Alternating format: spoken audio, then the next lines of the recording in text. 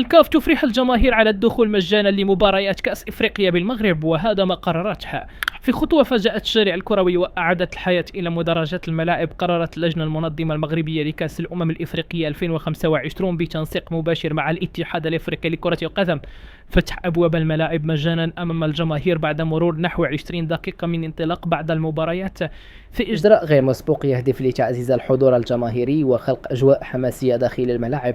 القرار ظهر أثره سريعا خصوصا في ملعب الكبير بأكادير، حيث بدت المدرجات شبه فارغة قبل انطلاق مواجهة الكاميرون والغابون، قبل أن تمتلأ تدريجيا خلال الشوط الأول رغم الأمطار الغزيرة، ليصل عدد الحاضرين إلى أكثر من 35 ألف متفرج في مشهد عكس تعطش الجماهير للفرجة الكروية. المشهد ذاته تكرر في مباراة مصر وزيمبابوي، حيث انطلقت المواجهة أمام حضور محتشم قبل أن يتحول الملعب إلى فضاء مكتظ بالجماهير. مع نهاية اللقاء ما أثار نقاشا واسعا حول آلية التنظيم وضبط الدخول، ولم تقتصر التجربة على هذه المباريات فقط، بل شملت مواجهات أخرى واتقاها الجمهور تحت شعار إفريقيا الشعب، في تعبير واضح عن انخراط الجماهير في إنجاح الحدث. في المقابل استثنيت مباريات المنتخب المغربي من هذا الإجراء بعدما نفذت تذاكرها بالكامل، ويواجه المنظمون تحديا حقيقيا بين تدبير التذاكر وضمان امتلاء المدرجات في وقت يطمح فيه المغرب إلى الجمع بين التتويج القاري